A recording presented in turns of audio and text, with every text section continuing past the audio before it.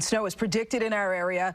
One of the first steps that many people take is stocking up on the crucial supplies, whether it's your favorite snacks or firewood or gas for the generator.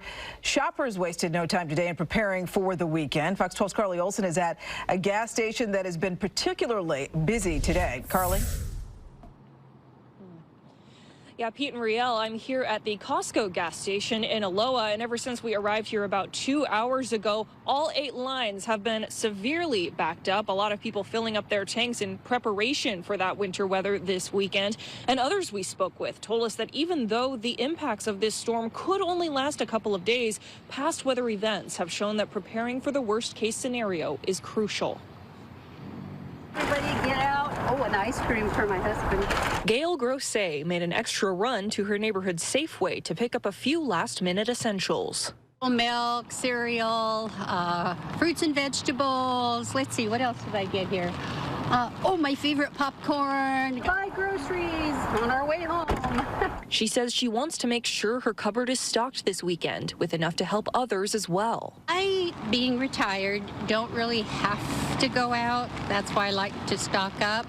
But if I could help somebody else, like if there's a neighbor that needs something, I'm concerned for people. I don't need a lot because it's not going to be, it's a couple days. Mary Mazio says she's more concerned about falling trees and downed power lines than anything else. I'm worried more about the wind.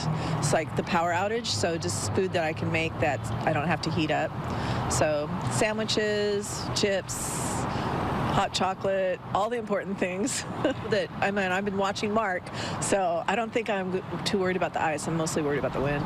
But the vent covers and then a couple of things for the water faucets outside. Johnny Joyner shows us a few emergency items he picked up at the hardware store to make sure his home is safe this weekend for his wife and her grandfather who lives with them.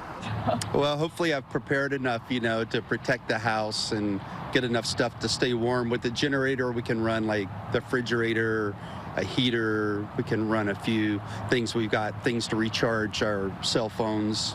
After the ice storm that fell on the Portland area last February, shoppers know being prepared is more important than ever. Take care with their driving, and if they don't, like you always say, if they don't have to go out, don't go out once it gets bad. I'm just going to find all the candles in the house and all the flashlights and have them in one location and get the board games ready. Get out soon because this stuff's going to be, I was surprised I was still able to find some of this stuff.